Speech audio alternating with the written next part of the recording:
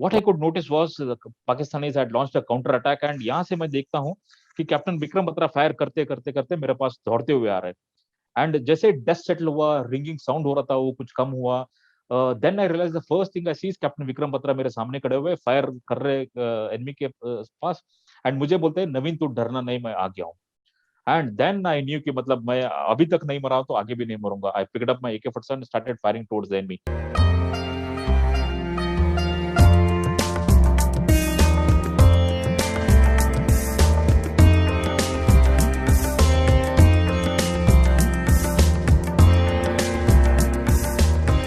नमस्ते, मैं शकुंतला भंडारकर एक वीर नारी हूं। आज आप सब लोगों को स्वागत है। जैसे आप सब लोग जानते हैं कि मेटामॉर्फ्स एक स्वयंसेवी संस्था है जो देश के पूर्व सैनिक और वीर नारियों के लिए काम करता है। इसका उद्देश्य है देश हित। आज हमारे साथ खास मेहमान है मेजर DP सिंह और कैप्टन नवीन नंजप्पा, सेना मेडल रिटायर्ड। मैं इन दोनों को मेटामॉर्फ्स के चैनल पे स्वागत करती हूँ। कैप्टन नवीन नंजप्पा, सेना मेडल रिटायर्ड, वे हुबली धारवाड़ डिस्ट्रिक्ट के बिलोंग करते हैं और उन्होंने mechanical engineering from Bapuji institute of engineering and technology Davanagere से किया है। और उनका एक बचपन का एक सपना था कि वो इंडियन आर्मी में ज्वाइन करें। इंडियन मिलिट्री एकेडमी देहरादून में ट्रेनिंग लेने के बाद उन्होंने 13th battalion of Jammu and Kashmir rifles में 1999 में ज्वाइन किया था और उन्होंने कारगिल वॉर में भी भाग लिया है। 6 महीने के सर्विस हुए थे जब उन्होंने 120 सोल्जर्स को लेके पॉइंट 4875 में ऑपरेशन में भाग लिया था।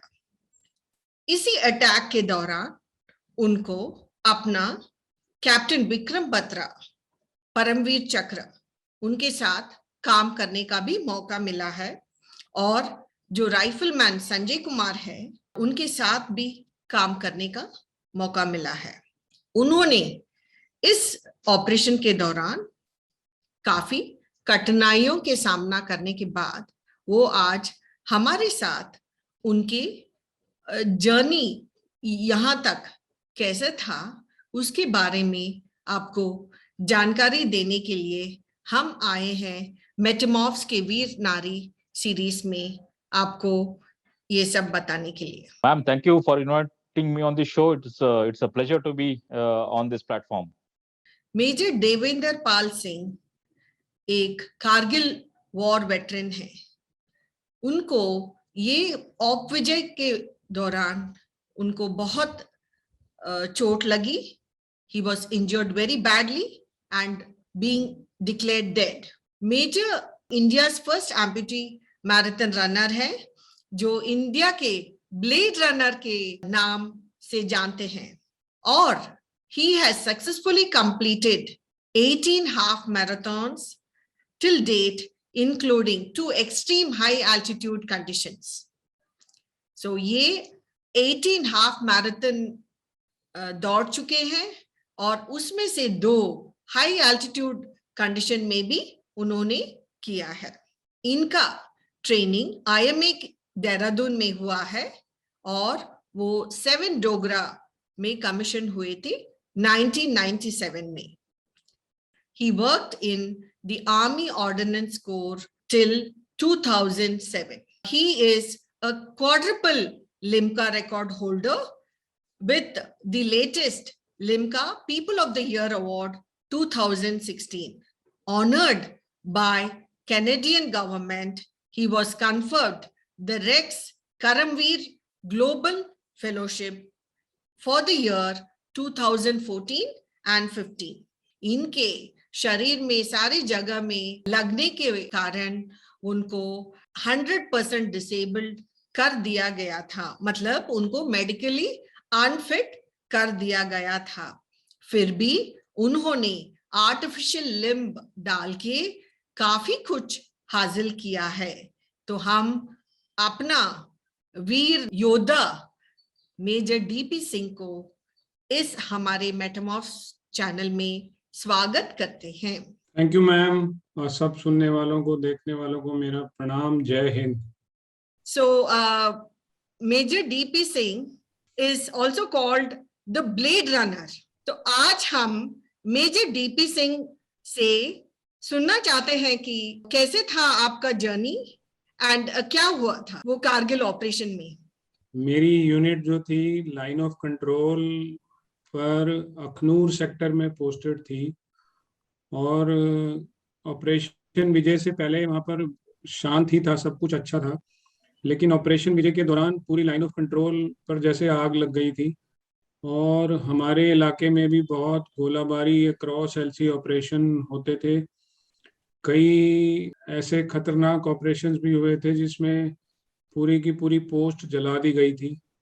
तो डेंजर पूरा था, और मेरी पोस्ट बिल्कुल लाइन ऑफ कंट्रोल के ऊपर दुश्मन की पोस्ट से 80 मीटर की दूरी पर थी। तो यंग ऑफिसर हूँ मैं, सिर्फ 1.5 साल की नौकरी थी, और पूरा जोश जुनून भरा रहता था, और कुछ ना कुछ नॉटी एक्टिविटी चलती रहती थी। तो अक्सर जो है हमारे पास एक एमुनेशन है, एक वेपन है, रॉकेट लॉन्चर, आरएल बोलते हैं जिसको, उसका मैं बहुत यूज करता था। और उसमें एक पर्टिकुलर एमुनेशन होता है जिसमें एयर बस्ट पॉसिबल होता है, तो हाँ जी। दुश्मन की पोस्ट के ऊपर जाके फटेगा और दुश्मन को नेस्तनाबूद कर सकता है। तो उस चक्कर में उनकी थोड़ी सी बैंड बजा रखी थी मैंने, और यही कारण था शायद कि थोड़े वो परेशान थे, और उन्होंने सडनली फायरिंग बंद कर दिया।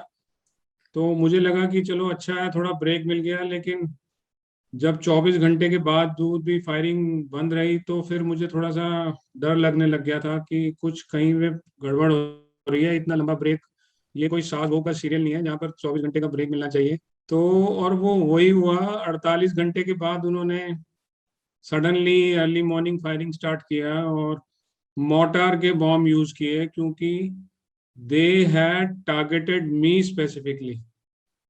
उस पर्टिकुलर अटैक में उन्होंने मेरे को 2 दिन तक रेक्की करके मूवमेंट को ट्रैक किया था, और जो बॉम्ब था वो मुझे ही टारगेट करके उन्होंने फायर किया।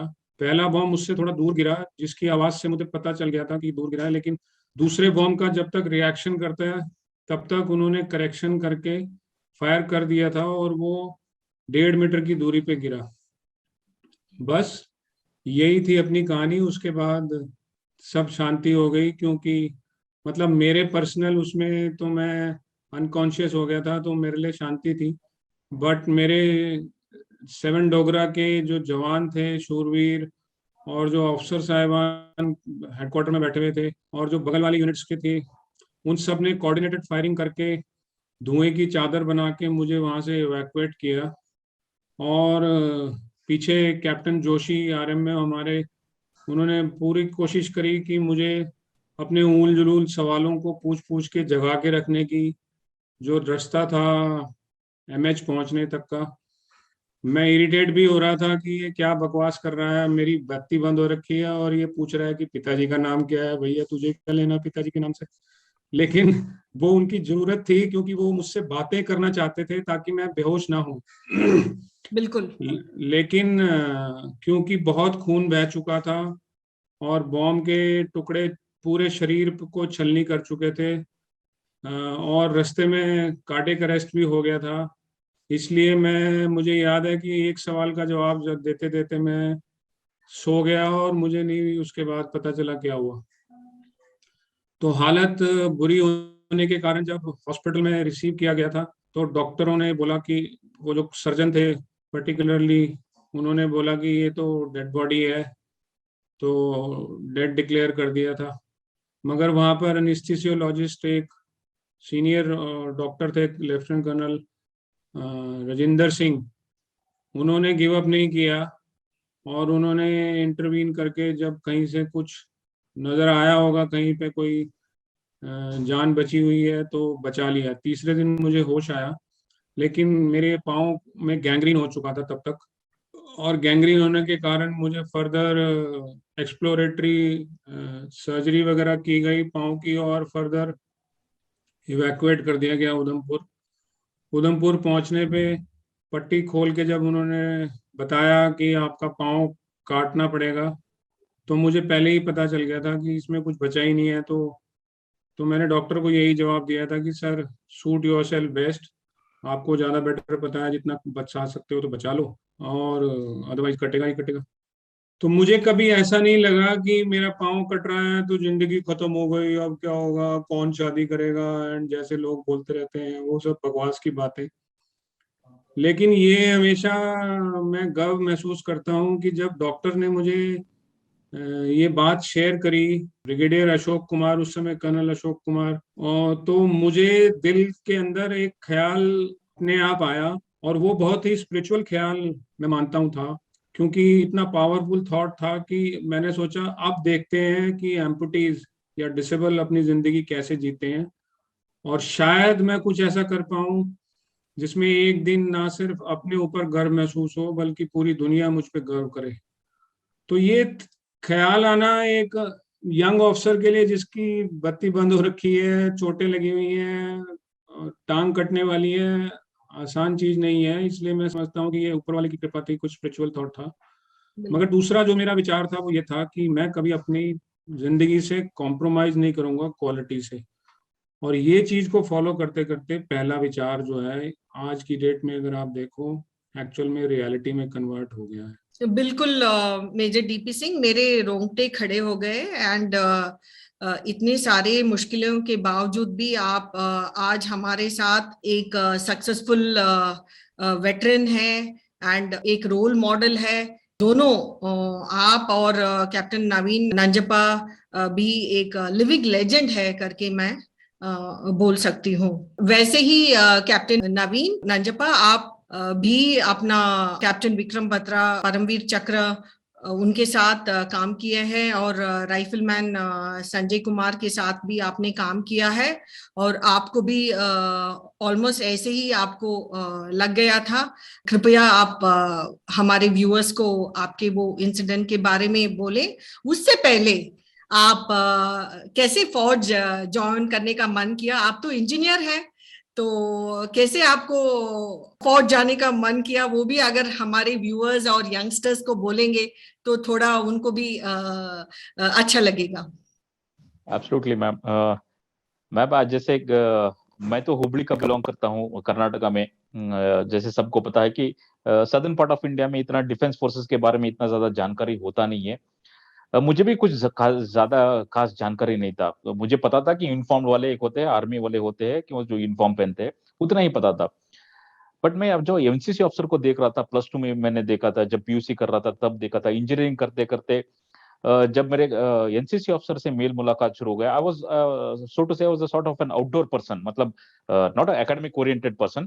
ज्यादा पढ़ाकू नहीं था, बट जो भी गेम, जो you name a game, I was good at it. And trekking जाना, कैंपिंग जाना, वो तो मतलब it was like my cup of tea, मतलब any time anywhere types. And that is the time when I, जब NCC officer से मिलता था, उनको देखता था, आई गॉट फैसिनेटेड कि मतलब the way they used to conduct themselves, जैसे वो बिहेव करते हैं, जैसे लोगों से बात करते हैं, और ड्रेस पहनते हैं। मुझे तब लगने लगा भाई मुझे भी ये यूनिफॉर्म पहना है। उतना ही पता था, मतलब मुझे all I wanted was, I wanted to don the uniform, I wanted olive green. And that's how my journey started to join the defence forces. यहाँ पे ये भी बताना चाहूंगा कि मैं इंजीनियरिंग करने के बाद, मेरे माँ बाप तो सोच रहे थे कि इंजीनियरिंग कर दिया, उसके बाद तो those days engineering also was doing first class, engineering was something really good. Yes. And on top of that मेरे काफी सारे रिलेटिव्स अमेरिका में सेटल हुए थे, तो दे वर एक्सपेक्टिंग कि मतलब लड़का तो अभी इंजीनियरिंग कर दिया, तो अभी एमएस की तैयारी करेगा, तो then it will be a cake walk for him, he will go to this thing. But my intention was something totally different. हाँ। हम लोग सारे जितने भी इंजीनियरिंग ग्रेजुएट थे, सारे किसी को नहीं बताया था मैंने that I want to join the defence forces. तो हाँ। सारे आके बेंगलुरु में आ गए। काफी लोगों ने एमएस की तरह, those days 99 97 98 was the time when computer was opening up, the Yes. Management sector was opening up. तो सारे लगे हुए थे, मतलब पढ़ाई में, एक मतलब कोई एमएस करने की कोशिश कर रहा है, जीआरई टोफल लिखने की सोच रहा है, कोई मैनेजमेंट सेक्टर में जीमैट वगैरह की तैयारी कर रहा है। बट मैंने कोई तैयारी नहीं किया था। आई हैड डिसाइडेड कि I join the defence forces. तो मैंने अप्लाई किया, and service selection board Bangalore fortunately मेरा उसी जगह पे आया। And let me tell you ma'am, जब मैं सर्विस सिलेक्शन बोर्ड एसएसबी के अंदर या बैंगलोर में जो है वहां पे गया, I was stunned, I was taken aback, वहां पे देख रहा हूँ कि सारे मतलब सारे लगभग सारे नॉर्थ इंडियन वाले हैं, and on top of that सबको पता है कि मतलब कैसे सिलेक्शन होगा, फर्स्ट डे स्क्रीनिंग कैसे होगा, लीडरशिप क्वालिटीज कैसे, ग्रुप डिस्कशन कैसे करना है, लीडरशिप क्वालिटीज, ग्रुप टास्क कैसे करना है, everything they were aware. But I was clueless, मेरे को कुछ पता नहीं था। And on top of that मेरा जो पिछले वाले बैच था, it was a strength of 80 and none of them had got selected, it was total wash out. 80 में से एक भी सिलेक्ट नहीं हुआ था। तो जब मैं गया उधर, उन लोगों को देखा कि सारे सीख के आए हुए, सारे सबको पता है कि क्या क्या होने वाला है। तो मैं आई वाज थिंकिंग कि मतलब मेरा चांसेस क्या है, मैं बनूंगा नहीं बनूंगा। इतना सपना देखा था कि मैंने यूनिफॉर्म पहनूंगा। But I decided one thing that evening कि मतलब whatever come, whatever, I will give my best shot, मेरे से जो अच्छा हो सकता है मैं वो करूंगा। एंड हुआ, उसके पहले दिन स्क्रीनिंग हुआ, fortunately I was part of it. Subsequently 5 दिन का सिलेक्शन प्रोसीजर चला। And then the when the final day came, जो फाइनल इंटरव्यू होता है उसके बाद रिजल्ट अनाउंस करते हैं। जब रिजल्ट अनाउंस करने की बारी आया तो जो अपना जो अफसर था आके लिस्ट लेके आया था, and can you guess who all have got selected. तो मैं तो I was nowhere in the radar. मैं तो सोचा था कि मेरा तो होने वाला नहीं है। बट समवेयर होता है ना मैम कि मतलब आप दिल से कुछ चाह रहे हो, तो इच्छा थी Yes. कि मतलब मेरा नाम आए, मेरा भी नाम आए। हाँ जी। तो पहला वाला नाम लिया, I was not part of it. Second वाला नाम लिया, I was not part of it. Then तो मैं सोच लिया कि मतलब पिछला बैच वॉश आउट है, इस बैच में ऑलरेडी 2 सिलेक्ट हो हुए हैं, तो मेरा चांसेस कहाँ है। तो then finally the third name was announced and it was my name. Oh, and I was mighty thrilled, very happy. हाँ एंड एक और बात यहाँ पे बताना चाहूंगा, मैं सिलेक्शन हो गया। Then they told me medicals हुआ 1 हफ्ते के लिए। होने के बाद देन आई वाज टोल्ड कि 3-4 महीने के अंदर आपको कॉलिंग इन नोटिस आ जाएगा, then you can go and join Indian Military Academy. बाहर आया खुश होके, and then I wanted to share this with my engineering coursemates. Engineering coursemates जो सारे वहां पे बेंगलोर में थे, कोई पढ़ाई पढ़ाई कर रहा है, कोई इंटरव्यू अटेंड कर रहा है। देन शाम को हम सब लोग ढाबे में मिले। And remember those days, 99 was the time, 98, 99 was the time when that was army was not really well paid. जो ज्यादातर जो जाते थे जुनून से, जोश से जाते थे, सैलरी देख के कोई जाता नहीं था। बिल्कुल। हालांकि अभी भी नहीं जाते, but those days it was really not really well paid. तो जाके मैंने अपने सारे साथी जो थे इंजीनियरिंग कोर्समेट, उनको सबको अनाउंस किया कि मतलब मैं फौज ज्वाइन करने वाला हूँ, सिलेक्शन हो चुका है मेरा। And believe me, these were the words, because being South Indian, lack of awareness, and on top of salary भी कम है, they started telling me, Naveen, what are you going to do with your life? हमें देखो, हम MS की तैयारी कर रहे हैं, मैनेजमेंट की तैयारी कर रहे हैं। We all, after 10 odd years, it shouldn't happen there. You regret. We'll have, we'll be in good positions. Why are you choosing this career? What are you going to earn? तो मुझे एक ही कहना था उनसे, I told them, I may not earn much, I may not have a big bungalow, not a luxurious car, big fat balance तो होगा नहीं मेरे पास, but I'm sure I'll earn at least 100 salutes a day. On that put rest to everything. There was no further discussion. We enjoyed, we celebrated, and then 3 months later, I was in the Indian Military Academy. Yeah, that was how I joined, ma'am. Wonderful, wonderful. So you then joined after your training at IMA. You joined the 13 JACRF, and within 6 months of your commissioning, it said that you volunteered to go to the Kargil operations. So how was your experience there during the war? And we saw you, Captain Naveen Nanjappa, in the Sersha movie also, and we got to know many things about you. So can you please उसके बारे में थोड़ा आप बता सकते हैं? उसमें captain Vikram Batra बोल रहे हैं कि मैंने सोचा आप इंजीनियर हैं, अभी तो आप वॉरियर निकले, and all those dialogues had come out. So can you please share about it? जरा जानकारी दे सकते हैं? Certainly, ma'am. Before I come to the war के बारे में, बैटल के बारे में बताने से पहले 13 जैकरिफ के बारे में बताना चाहूंगा। तो जैसे मेरा 1 साल का ट्रेनिंग हो गया, उसके बाद मुझे 13th battalion Jammu and Kashmir Rifles allot किया गया। And then the unit was those days in place called Sopur, Srinagar से कुछ अराउंड 40-50 किलोमीटर की दूरी पे है। वहां पे काउंटर इंसर्जेंसी ऑपरेशंस का अपना the task was mandate was that. And January 1999 I join, and for the next 5 odd months हम वही करते रहे, काउंटर इंसर्जेंसी करते रहे। एंड मई में जब कारगिल युद्ध शुरू हुआ, we were inducted there. The entire unit was told to vacate that area and come and deploy ourselves in the Kargil sector. तो हम लोग पूरा 48 आवर्स का टाइम दिया था। 48 आवर्स के अंदर पूरा हमने यूनिट को समेटा। देन वी क्रॉस्ड, सोपोर से निकले, श्रीनगर से क्रॉस किया, जोजिला क्रॉस किया, then we came down to Kargil and deployed ourselves. And the first battle of 13 JAK RIF was on 5140। And Shershaah movie की जिसकी आप जिक्र कर रहे थे, 5140 का जो लड़ाई था, Captain Vikram Batra and Captain Sanjeev Singh Jamwal, they are officers who led the attack and such a wonderful attack. Believe me ma'am when I say this, 2 days अंदर 48 आवर्स के अंदर उस फीचर को ऑक्यूपाई किया गया। वहां पे जितने बंकर्स थे, वहां पे जितने संघर्ष थे, they were all neutralised, the enemy was they were uprooted. And imagine what the youngsters would like to give attention to this one. अगर हमें कोई चोट लग जाता है, इधर सम इरिटेशन, कोई सर दर्द हो जाता है, पेट दर्द हो जाता है, we tend to get rid of that at the earliest. हमें जितना जल्दी हो सकता है हम उससे बाहर निकलना चाहते हैं। बट अटैक जो होता है, बैटल जो होता है, it's full of danger. You don't know कि when which is going to be last step, आपका कौन सा कदम जो होगा लास्ट कदम होगा। शल्ला के गिरेगा, आपको उड़ा ले जाएगा, तो पता ही नहीं चलेगा। तो you what breath the you could any breath could be your last breath. इतना जोखिम होने के बावजूद भी लड़ाई लड़ते लड़ते लगातार 48 आवर्स तक लड़ते लड़ते एक कोई व्यक्ति वहां पे खड़ा होके तिरंगा लहराने के बाद बोलता है कि ये दिल मांगे मोर। You can imagine what kind of a personality he was. I was talking about Captain Vikram Batra. His slogan, his success signal was "ए दिल मांगे मोर"। हम सब ने उसको इंटरव्यू देखा है। व्हेन आई वाज, बरकादत ने वो जो इंटरव्यू लिया था टेंट में, उस इंटरव्यू को मैंने देखा। I was there when the interview was taken and he was so charged up. वो आप सब ने सुना हुआ है, 20-21 साल पहले उसको रिकॉर्डिंग किया गया है। He was telling कि मतलब my chaps wanted कि there should be more bunkers. We would have got more chaps. We would have got more bunkers. Believe me when I say this, he was that kind of a personality. Actually उनको अगर छोड़ देता ना, शायद वो अंदर भी घुस जाता है। मतलब he would have 5140 को छोड़ के भी येलो भी क्रॉस कर देता। ऐसा इंसान था, ऐसा व्यक्ति था वो। And I was fortunate enough to have fought a battle with him on point 4875.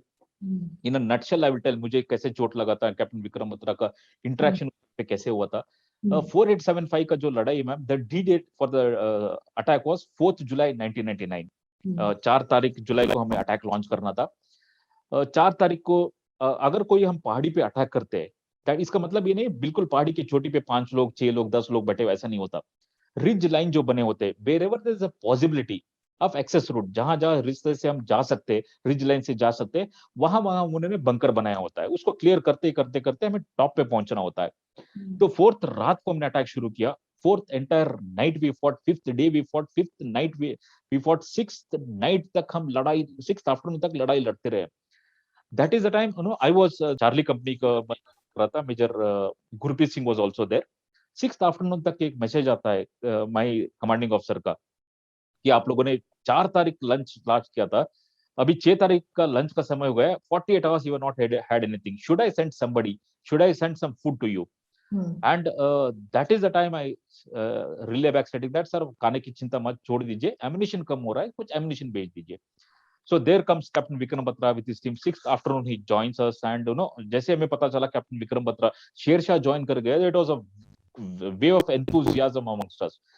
And then we were taking rounds, we were taking turns, by rotation. He used to lead the attack, I used to stay back, and then I used to go ahead, he used to stay back. ऐसे करते करते 7th early morning तक हम एक जगह पे पहुंच गए थे कि उनका एक ही एक बंकर बचा हुआ था।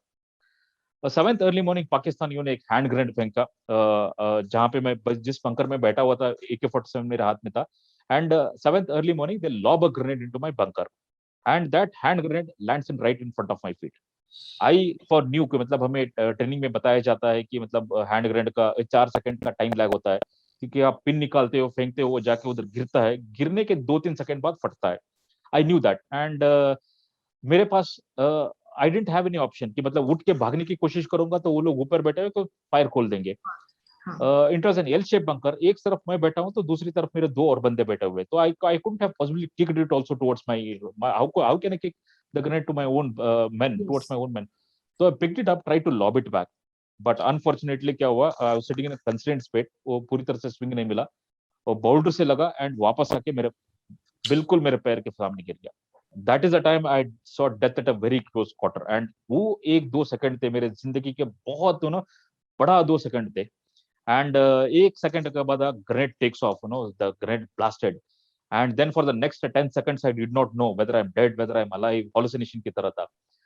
और that is the time, 10-15 second के बाद देन आई रियलाइज, मतलब मैं जिंदा हूँ, मैं क्या हूँ, मतलब I was in that state of mind. What I could notice was Pakistanis had launched a counter attack, and यहाँ से मैं देखता हूँ कि कैप्टन विक्रम बत्रा फायर करते करते करते मेरे पास दौड़ते हुए आ रहे हैं। एंड जैसे डस्ट सेटल हुआ, रिंगिंग साउंड हो रहा था, वो कुछ कम हुआ, then I realise the first thing I see is Captain Vikram Batra मेरे सामने खड़े हुए फायर कर रहे एनिमी के पास।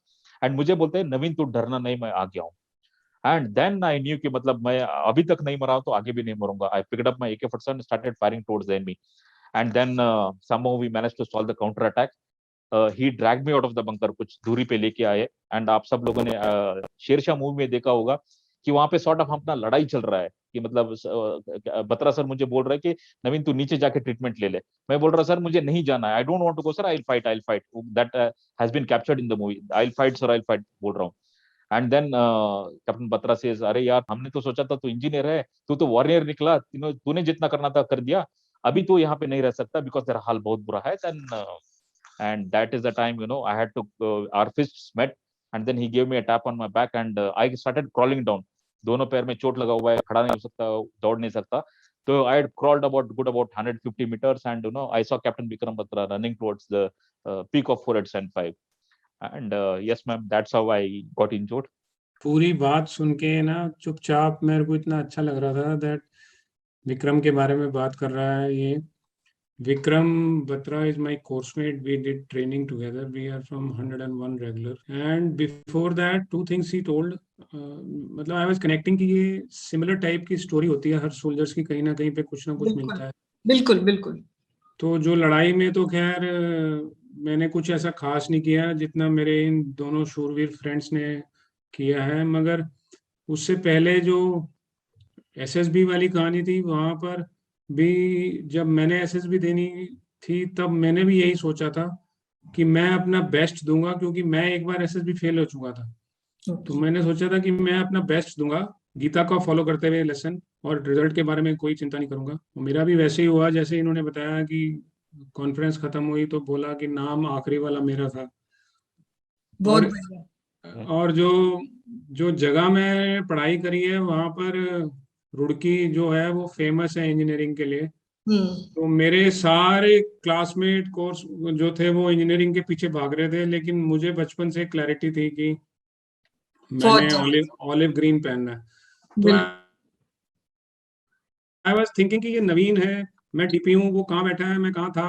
लेकिन कहीं ना कहीं सोल्जर्स की सिमिलैरिटी स्टोरीज में कहीं ना कहीं आती है, कोई ना कोई एक कड़ियां कहीं ना कहीं से जुड़ती हैं, तभी शायद हम एक जैसे हैं सब। बिल्कुल बिल्कुल। और अभी मेजर डीपी सिंह आप ने बोला था कि कैप्टन नवीन और आप दोनों काफी समय एक ही हॉस्पिटल में थे। अगर उसके बारे में आप बोलेंगे तो हमारे व्यूअर्स को भी सुनने को मिलेगा, तो वो भी जान सकते हैं आपका जो। नहीं, मैं नहीं बोलूंगा, नवीन ही बोलेगा। अरे नवीन अच्छी स्टोरीज बताता है तरीके से। आप भी बोलिए, आप भी बोलिए, दोनों बोल सकते हैं। मुझे थोड़ा बहुत याद है कि हम लोग सारे के सारे एक जैसे ही थे। नवीन तूने कब ज्वाइन किया था कमांड हॉस्पिटल पूना में? At the fag end sir, मेरे काफी मेरा रिकंस्ट्रक्टिव सर्जरी वगैरह base hospital and research and referral में हुआ था। And then finally when the boarding out का मेरा चल रहा था, then they sent me to the artificial limb centre. That was somewhere in end of 2000, सितंबर अक्टूबर में आया होगा। मुझे तो अच्छी तरह से याद है when I came to artificial limb centre. उससे पहले मैं एक और बताना चाहूंगा, हॉस्पिटल में जब मैं बेस हॉस्पिटल में था, there was one more amputee of this thing, captain Satyendra Singh Sangwan करके। एंड मैंने उनसे ऐसे ही पूछा था कि सर आपको दर्द होता है क्या? मैंने कहा, उसने कहा exact words quote unquote, he said, साले अगर पैर है तो दर्द होता, पैर है ही नहीं तो दर्द कहाँ से होगा? एंड देन आई रियलाइज कि यार how casually they have taken it. And then I come to artificial limb centre Pune, and then मैं डीपी सर से मिलता हूँ। डीपी सर तो अभी उनके थोड़ा सा दाढ़ी सफेद हो गया, अदरवाइज उन्होंने कुछ नहीं बदला। वो जैसे अभी भी हंस रहे तभी भी ऐसे ही हंस रहे थे, and he was full of जोश टाइप। उस टाइम पे I very clearly remember there was one more engineer officer, मेरे को याद नहीं है जिसका रामाकृष्णन, नहीं सर, वो रामाकृष्णन नहीं, रुपेश जिसका प्रधान। रूपेश प्रधान सर भी थे, एंड रूपेश प्रधान सर से मिला था, आपसे मिला था। And then I realise Rupesh Pradhan mind defuse करते करते उनका उंगली कट गया था, एक आंख चला गया था, and he was trying to be independent. And उस टाइम पे भी he wanted to tie his own lace, he wanted to button his shirt, he wanted to unbutton his shirt. And मैं डीपी सर को देखता था full of जोश, उस time पे भी I very clearly remember he said कि मैं तो यार जाऊंगा, आई वांट टू डू, उस टाइम पे भी he wanted to para jump करने की बात कर रहे थे। मैं ये सोच रहा था यार ये मतलब where do I fit in here, कि मतलब look at these guys, so much of grievous serious injuries. And मेरा भी काफी चोट लगा था, but there is no sort of amputation, but not a major amputation. I can't say I've lost a limb. There is amputation, there is greater toe was blown off, deformity in the right leg, but इतना severe नहीं था ताकि वो पैर cut जाए। But still I was sort of thinking कि मतलब आगे क्या होगा। बट डीपी सर को देख के, रूपेश प्रधान को देख सर को देख के, एंड सत्येंद्र सिंह सांगवान को देख के, यार मैं तो ये this is going to be a ball of a time, once you are out of the army we are going to have a good time. Those are my memories of DP sir in the hospital. Ma'am हम लोग जब hospital में पहुंचे थे अगस्त में, मैं shift हो गया था रिसर्च रेफरल सेंटर दिल्ली से कमांड हॉस्पिटल पूना। हालांकि मैं डेंजरसली लिस्ट पे था तब भी, DIL जो बोलते हैं फौज में, that's the most critical state of health जिसका होता है, जो अंडर ऑब्जर्वेशन रहता है बंदा। But I was shifted to command hospital Poona the day in RR। उन्होंने मुझे देखा कि मैं क्रच पे खड़ा हो रहा हूँ, तीसरे दिन उन्होंने मुझे बोला आप चले जा सकते हो। मैंने कहा भेज दो, चला जाऊंगा। और जब मैं कमांड हॉस्पिटल में जाके पूना में एडमिट होने लगा, तो वहां पर रिसेप्शन में वो बोले कि तुम कैसे आए हो। मैंने बोला मैं ट्रेन से आया हूँ, वो झेलम ट्रेन जो आती है, तो आई थिंक 48 आवर्स लगते हैं उसमें पहुंचने में। तो बोले तुमको DIL पे ट्रेन पे किसने भेज दिया। Oh my God. हाँ। मैंने कहा क्यों। कहला तुमको तो बाई एयर आना चाहिए था, DIL पे हो। मैंने कहा मुझे क्या पता मैं DIL पे हूँ या क्या हूँ। मेरे को तो भेज दिया, और मैं ट्रेन की मस्ती करते हुए वो ट्रेन में जर्नी में। भी नहीं, आप अकेले आए? नहीं, पेरेंट्स थे साथ में, पेरेंट्स साथ में थे। तो लेकिन क्या है कि बिकॉज एज नवीन टोल्ड, कभी सोचा ही नहीं है कि कुछ गड़बड़ हो रहा है, फुल टू मस्ती वाला मोड रहता था। ट्रेन में I remember as the luck would have, एक लेडी थी, she is a fine artist. उन्होंने पूरी ट्रेन जर्नी में अपने वो जो आर्ट बुक रहती है, स्केच बुक, उसमें कभी मेरे फादर की, कभी मेरी, कभी वो थम्स अप हिल आता है बीच में एक पूना जाते वक्त, उसकी पूरा बना के एंड में उन्होंने वो मुझे गिफ्ट कर दिया कि कैप्टन DP सिंह आपके लिए ये। And can you beat it, this year in March her daughter connected me, finding me somehow on social media, कि मेरी मदर से आपने मुलाकात करी थी। तो मैंने कहा आप कौन। बोले ऐसे ऐसे करके उन्होंने स्केच बुक बनाया था, बिकॉज हमारे पास कोई मोबाइल तो रहता नहीं था, और we lost the connection after so many years. Yes. Now she is somewhere a professor of fine art, and she had made a beautiful sketch on one of the exhibition about me and gifted to me. Wonderful. So that, and when we reached command hospital, तो of course डांट तो मुझे पड़ी कि भैया तू DIL पे कैसे आ गया ट्रेन में। तो मैंने कहा मेरे को तो जैसे भेजा मैं आ गया, फौज का हुक्म है आप जाओ, तो मैं बोला चला जाऊंगा। और वहां पर सडनली पहले दिन ही, I mean that day I realise कि उन्होंने जब चेक करने लगे पैरामीटर्स, तो माय वेट वाज 28 kgs। तो वो हालत मेरी इतनी खराब हो थी तब एडमिट करते वक्त। But during hospitalisation command hospital में पहले 2-3 दिन तो हमारे को लगा कि यार ये कहाँ पे आ गए हैं। खाना भी जो है, मेरे को कल तक हाई प्रोटीन अंडे वंडे बढ़िया पनीर चिकन मिल रहा था, आज वो लंगर का आ रहा है। मतलब नॉर्मल डाइट हो गई थी एकदम। बट उसके बाद we took charge in our hand. We बोले तो कैप्टन सतेंद्र सांगवान जिनका below knee amputation, captain Rupesh Pradhan Vir Chakra who lost both his hands, सिर्फ ये 2 फिंगर, वो भी इतना मूवमेंट था उनका, and 1 eye. Captain AR Ramakrishnan who lost front portion of his foot. हमारा गैंग बन गया था, तो हमने 3-4 दिन तो देखा कि यार ये गड़बड़ हो रही है. फिर then we took charge of our own life and sometime we used to go to AFMC canteen. वहाँ पर नायडू की कैंटीन थी, वहाँ पे जाके पूरा चिकन बढ़िया खाना खाना. Sometime we used to go to MG Road and जिस भी रेस्टोरेंट में घुस जाते थे, सब मतलब लंगड़ों की तरह अपना क्रच क्रुच चलते हुए पहुंच जाते और वहां पे जाके बैठ जाते. वो बोलते आप लोग कारगिल कैजुअल्टी हो? बोले yes, okay 50% rebate, Kargil heroes आ गए हमारे यहाँ पे. And sometime we used to just walk. Poona का वेदर तो बड़ा, कभी रेन हो जाती है कभी नहीं. तो I remember MG road pay slip हो गई है क्रच मेरी और मैं वहां गिर गया हूँ और हंस रहे हैं. एक बार अरोरा टावर में मूवी देखने गए तो स्टेयर्स चढ़ते चढ़ते स्लिप हो गई क्रच. और हम पूरा लोग देख रहे हैं और हंस रहे हैं, हम लोग हंस रहे हैं, मजे कर रहे हैं. हम लोग RSI जाया करते थे और RSI में क्रच को साइड पे रख के अपना डांस पार्टी में घंटा घंटा तक डांस करते रहते थे. एक बार एक ऑफिसर डांस खत्म करने के बाद नीचे उतर रहे थे हम, तो एक officer walks in close to me and he starts thanking me की thank you so much, I am so and so. मैं बोला sir I am captain DP Singh. मेरे को समझ में नहीं आया मुझे थैंक यू क्यों कर रहे हो. बोले I was sitting far away and thinking of doing something wrong. He was actually very much depressed and he was trying to do wrong with his life, thinking of doing. He said, I saw you guys, you know, all of you are jumping on one leg and dancing to the glory, and then I realized कि यार मेरी जिंदगी तो इतनी बेकार नहीं है, जब ये पूरा मस्ती कर सकते हैं तो हम क्यों नहीं कर सकते. He said, that's the reason I thank you. तो मेरे को लगा कि यार हमारी मस्ती से दूसरों की जिंदगी में भी असर पड़ रहा है, तो और मस्ती करते हैं. चलो, हमने पूरा एंजॉय किया हॉस्पिटल का जो पीरियड था.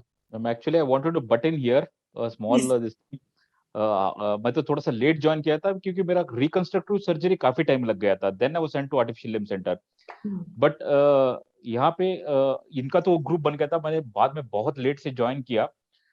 वहां पे नर्सेस अपने यहाँ से they were really sick and tired of us, मतलब हम बाहर निकलते थे रोज लेट आते थे. And every day there nurse used to come and tell, अगली बार ऐसा करोगे तो कंप्लेंट करूंगी. This had become a routine daily affair for us. In fact, you reminded me of 2000 new year, जब प्रेसिडेंट रकर दयाल शर्मा जी की डेथ के कारण सब जगह पे न्यू ईयर का सेलिब्रेशन बंद हो गया था, कहीं पे नहीं चल रहा था. सिर्फ ओनली BG सेंटर जो पूना का था वहां पर एक पार्टी थी. तो हम सब जो है ना, अब तो हम बोल सकते हैं ओपनली, उसमें एक ऑफिसर था हमारे साथ जो बन गया एक सीनियर. ठीक है, उसने क्या किया, सीनियर बनके रिटायर्ड वेटरन बनके कमांडेंट को कॉल कर दिया, hello I am so and so, can I take this boys for the new year party. तो कमांडेंट बोलता yes sir you can take them. And we went all together to the new year party.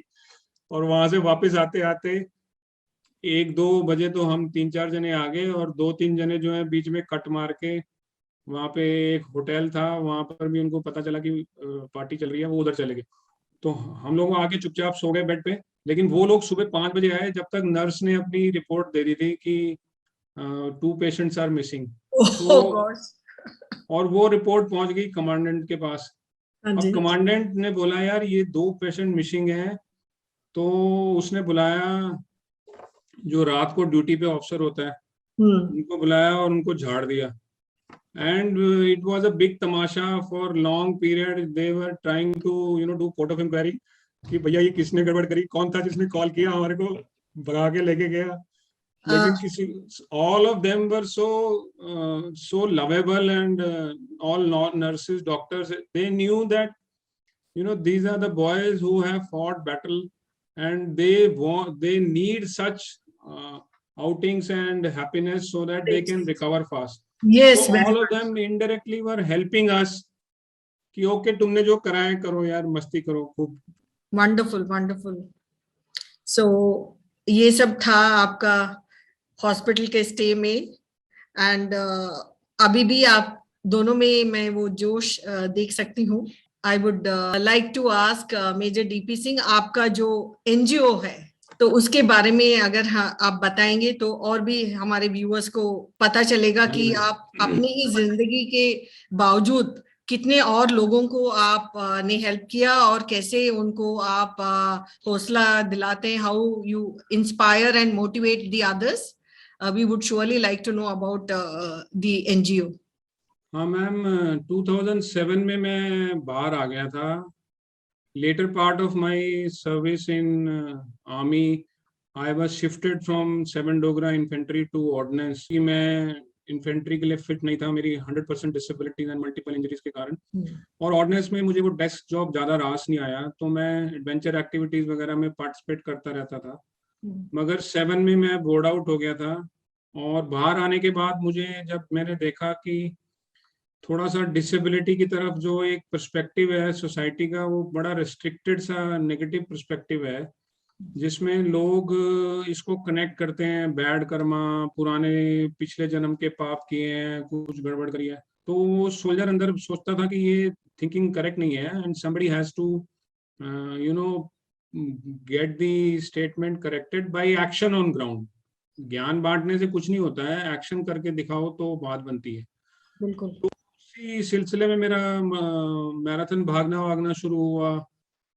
फिर 2011 में जब मैं तीसरी half marathon भागा तो मेरे को इंडियन आर्मी ने ब्लेड दे दिया था, जहां से ब्लेड का नाम पड़ गया था, ब्लेड रनर का। तो वो ब्लेड रन जो पहली बार भागा था मैं, तो मुझे लगा था कि ये तुक्का नहीं लग रहा है, it is possible highly to run in the Indian conditions by the amputees like me. हाँ, तो मेरे को उस समय थोड़ा सा शौक था कि चलो अब मैं भी पैरालंपिक्स में जाऊंगा, कुछ करता हूँ। मगर जो ओवरऑल सिनेरियो एम्पुटीज का था वो बड़ा among the persons with disability, amputee एक ऐसी फ्रेटर्निटी है जो कि अपने आप को हाइड करके रख सकती थी चुपचाप, और उस हाइडिंग के रखने के कारण वो प्रोग्रेस नहीं कर पा रहे थे। Because you see, if somebody is on a wheelchair, you can easily make out that he or she belongs to persons with disability. A blind can be easily made out, a polio affected person can be easily made out. मगर एम्पुटी को क्या है, trouser पहना, shirt पहना, तो कोई नहीं पता कर सकता कि आपकी टांग कटी हुई है या हाथ कटा हुआ है। वो लगेगा कि शायद कोई छोटा मोटा चोट लगी हुई है, इसके कारण वो लिम्प मार रहा है। बिल्कुल। और ये छुपे रहने के कारण वो कभी भी प्रोग्रेस नहीं कर पा रहे थे। आम जनता के साथ उनका गोल जो मिलाप था वो नहीं हो पाता था। वो अपने एक इनसिक्योर इनहिबिटेड अरीना के अंदर अपने आप को छुपा के रखते थे। तो मैंने एक तो ये कारण था, दूसरा जो था आर्टिफिशियल लिम्ब सेंटर्स जो थे, वहां पर जो प्रोस्थेसिस बनती थी, आर्टिफिशियल लेग्स बनते थे, वो बड़े ही मीडियोकर टाइप के बनते थे, और वो बोलते थे कि आपको चोट लग रही है तो हम कुछ नहीं कर सकते, ये तो जैसा है वैसा ले लो, एज इफ कि एहसान कर रहे हैं। तो ये सब चीजों को देखते हुए मुझे लगा कि यार something is required to be done in this field then to go independently individually for Paralympic and fight out for some medal और समथिंग। मैंने कहा वो तो जो वुंड मेडल जो लग चुका है उससे बड़ा मेडल कोई नहीं मिलेगा, और as a soldier I should be doing something for the country even in whatever state I am. So I forgot my own personal interest towards Paralympics, and I started this NGO, The Challenging Ones. So The Challenging Ones is a group of amputees, जिसमें कोई 26-27 amputees across India आज की date में connected हैं। इसमें first step यही होता है एम्पुटीज को बताने का कि अब ये जो स्टेट है आपकी, ये state is the reality, so accept it, feel proud about it, brag about it, show your amputation, show your artificial legs, and keep your chest and chin high. Feel proud that you are what you are. तो वो confidence building वहां से शुरू करते हैं, and then we involve them into sporting activity. जैसे running is the simplest activity, तो उसमें मैराथन्स में पार्टिसिपेट कराते हैं। तो जब वो बंदा जो एम्पुटी है वो 5 किलोमीटर का भी अगर चक्कर काट के आ जाता है, तो उसका कॉन्फिडेंस लेवल बूस्ट होता है कि मैं सोच रहा था कि मेरी टांग कट गई तो कुछ नहीं हो सकता, लेकिन आज तो मैं सब पब्लिक के सामने लाइव एग्जांपल देके आ गया हूँ कि पब्लिक मुझे तालियां बजा रही है, मेरे को बोल रही हैं कि आप इंस्पिरेशनल हो, मुझसे सेल्फी खींच रही हैं आके। सो दिस बिहेवियरल चेंज जो एक एम्पटी के अंदर आता है वो, और जो पब्लिक के अंदर एटीट्यूडनल चेंज आता है कि वो सोचते थे ये disability is killing them, rather disability is a enabler. तो ये जो एक चेंज था, ये by the challenging one TCU ने धीरे धीरे धीरे धीरे वहाँ एक बंदे को पकड़ा, फिर दो को पकड़ा, फिर दो के चार हुए, चार के 16 हुए, ऐसे करके माइंडसेट में सोसाइटी में और एम्पुटीज में आया, टू द एक्सटेंट दैट आज आप अगर बाहर निकलो तो you will find many amputees walking around freely. Many of them had won laurels in Paralympics and done adventure activities, climbing mountains, riding bicycle, and you name a game and they are participating in that. हाँ जी। So that is what perhaps I could contribute towards my country despite not serving in olive green. As I always mention कि uniform पहनने से ही सिर्फ service नहीं होती है। Service आप किसी भी स्टेट में, कहीं पर भी, किसी भी कंडीशंस में अपने देश को कुछ कंट्रीब्यूट आपके एक्शन से करके कर सकते हैं। So wonderful. That's so wonderful of you to have motivated so many other people with special ability. And captain Naveen से मैं पूछना चाहती हूँ कि आपका भी contribution immense, and I just wanted to talk to you about your contribution in the field of bringing about awareness about Kargil, how you had participated in the movie or the documentary Vijay Dwaj, from the soldier to facing the camera. How was that, and how did you feel as an actor? Okay, as DP sir was telling, ma'am, कि a soldier will always remain a soldier. मतलब no matter what he may don the uniform, he may be in service or not. But वो जो कीड़ा जिसको बोलते हैं ना, जाता नहीं है। मतलब कुछ करना है, कुछ और बेहतर करना है, something to do for the nation, some contribution towards the society, as is an ongoing process. No matter you are in the uniform, out of the uniform, ये young age, old age, doesn't matter, but the thing is you have to give back to the society. DP sir has done a wonderful job in that regard. मेरा इतना ज्यादा contribution होगा नहीं, but yes, movie के बारे में जैसे आपने बताया कि whatever best I can do, I go to a lot of schools and colleges में जाता रहता हूँ, and I narrate the experiences of Kargil war, because I strongly believe, grenade, आपने काफी बार आप लोग सुनते हो ग्रेनेड ब्लास्ट हो गया, 2 शहीद हो गए, 3 शहीद हो गए, that's the effect of a hand grenade. But still I survived. I survived, मतलब भगवान ने मेरे को बचाया है किसी कारण। There has to be some reason for it, and I believe that reason is to carry the stories of those soldiers who couldn't come back.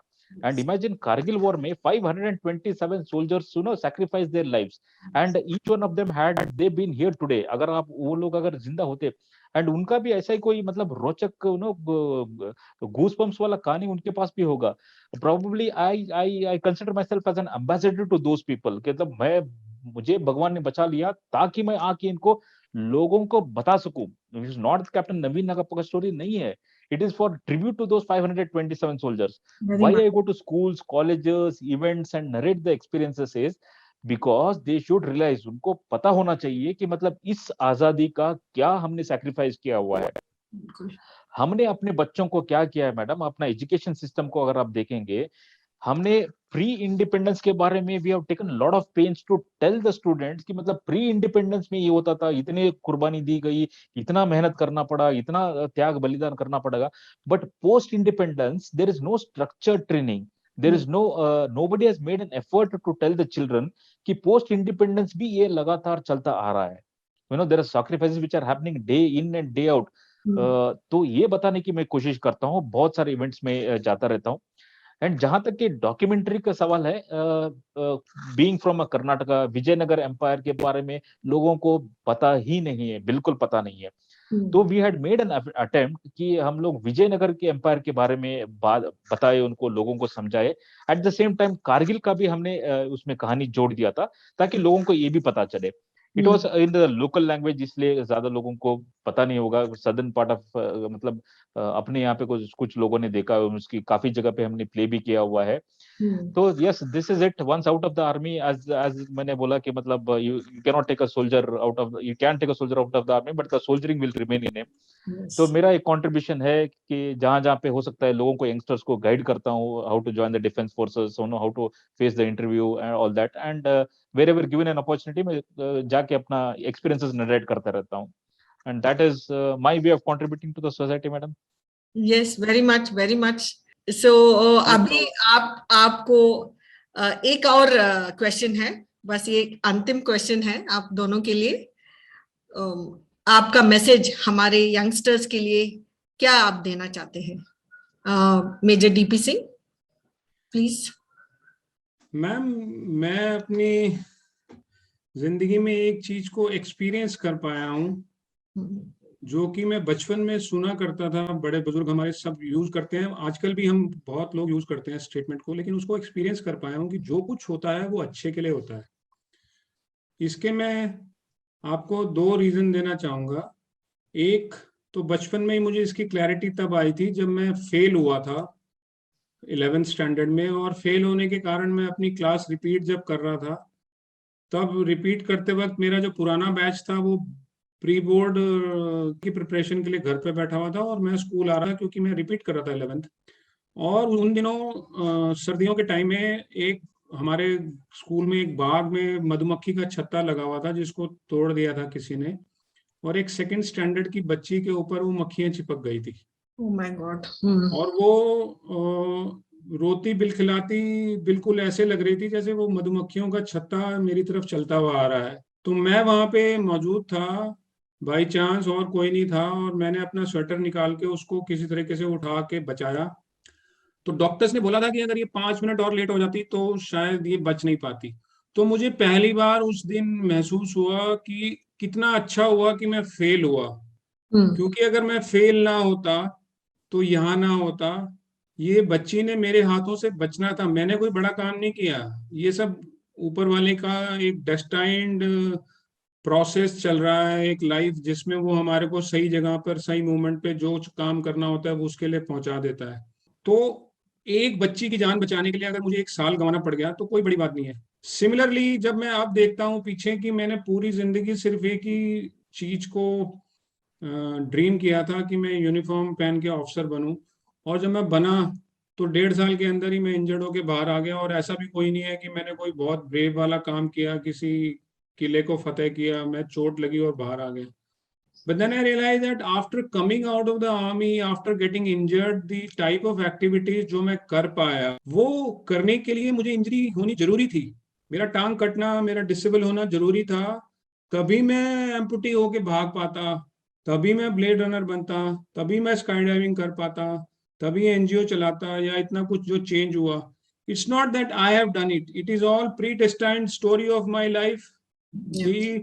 The purpose with which people like me, Naveen, and all of us, and you also now with this platform, you are telling such stories. This is the purpose of the life for which we have been destined to come on this earth. Yes. So all of us are here for some purpose. अगर आपको लग रहा है कि आपकी जिंदगी में difficulties हैं, तो वो डिफिकल्टीज नहीं है, वो आपको आपके पर्पस की तरफ लेके जा रही हैं. So coming back to the same statement, everything happens for something good. Have trust, have confidence in you, and just keep walking. That's a wonderful philosophy of life which we all should imbibe. Yes, Captain Naveen, आपका क्या message है हमारे youngsters के लिए? Okay, rather I have 2 messages, ma'am, if you permit. Yeah, please, 2 Okay. जितना भी है आपका. Okay. Please. I got hurt on 7th July 1999, ma'am, and Batra sir का भी martyrdom day उसी दिन था, उसी feature पे, and 20 years later, that's on 7th July 2019, correct 20 साल बाद, we all unit officers of 13th JAGRIF, as well as some men who had participated in the battle, हम सब लोग उसी फीचर पे गए हुए थे. 4875 की छोटी पे हम लोग गए हुए थे. हमें हेलीकॉप्टर में ले जाया गया, वहां पे ड्रॉप कर दिया गया, and then we spent about 2.5 to 3 hours there. वहां पे जाके मुझे ऐसा लगा मैम कि at a high altitude of 16,000 feet where you are standing and 20 years back when you know that you have fought on that feature, उसी जगह पे आपने 3 रात गुजारी है, लड़ाई लड़ी है, and there have been so many instances, so many events where आपकी जान कभी भी जा सकती थी, but still on top of that you came victorious, and not only victorious, 20 years later when you are standing on a feature where you know you have fought on that feature and brought laurels to the country, and at a height of 16,000 feet आप भारतीय तिरंगा को अब जब वहां नीचे खड़ा होकर सल्यूट करते हो ना ma'am, it has got a different flavour in life. I tell you, I told myself कि नवीन, you have lived your life. There's nothing to look forward to. 20 साल बाद उस चोटी पे 16,000 फीट पे नीचे खड़ा होकर भारत इंडियन फ्लैग को जब मैंने सल्यूट किया, I felt my life was lived. And what I would like, the message what I would like to convey is live for such moments. The greater cause is always there. You have to struggle to see such kind of a wow moments, wow factors को अगर आपने देखना है तो आपको इस तरीके के डिफिकल्टी से गुजरना होगा. हाँ जी. You have to do that. And the second message what I would convey to the youngsters is look for role models in the society. There are so many role models, real heroes bhi hai, real heroes bhi hai. There are too many role models. And to seek role models, you don't have to go very far. On this platform itself, look at the role models we are having. DP sir to hai itna, he opened the horizon of the people, stating that ki disability agar ho gaya to that is not the end of the life. Matlab, life वहां से शुरू होता है. That's the message he was trying to convey as a role model. He can be a role model. And who better than Mrs. Shakuntala Bandarkar as well, ma'am? Can there be a better role model? Ki matlab, after that incident, both the sons getting into the defense forces, Akshay and Nirbhay, one getting into the Ajit sir का जिस unit का था, उसी unit में जाना, एक को navy में जाना, इससे बेहतर कोई रोल मॉडल आपको नहीं मिल सकता. अगर आप इससे इंस्पिरेशन नहीं ले सकते तो probably you can never get inspired in the life to face difficulties. These are the two messages I wanted to convey. Major DP Singh and Captain Naveen, I am spellbound and I have no words to tell you as to how overwhelmed I am to listen to you all. You are the living legends in today's world. You are surely the role models for all our youngsters. We at Metamorphs want to inspire our youngsters and sort of get in some zeal and some zest and some patriotism in them, and to learn from your life and your experiences. अगर मैं अपने viewers को मेटामॉर्फ्स के channel के माध्यम से अपने viewers को और अपने दोस्तों को यही बोलना चाहती हूँ कि हमारे साथ इतने ब्रेव पीपल है और इतने अच्छे काम किए हैं अपना देश को प्रोटेक्ट करने के लिए, उनको मैं सल्यूट करती हूँ. और अगर आपको ये वीडियो अच्छा लगे तो जरूर लाइक करना और आपके दोस्तों के साथ जरूर शेयर करना, एंड बेल बटन को दबाने से आपको अगले वीडियो के बारे में भी आपको पता चलेगा. I once again salute Major DP Singh and Captain Naveen Nanjappa for all the work and all the heroism and all the effort you have put in, making this country a safe place and also a wonderful place to live in, by sharing your experiences and by talking about your experience to all of us. So Jai Hind and Jai Bharat.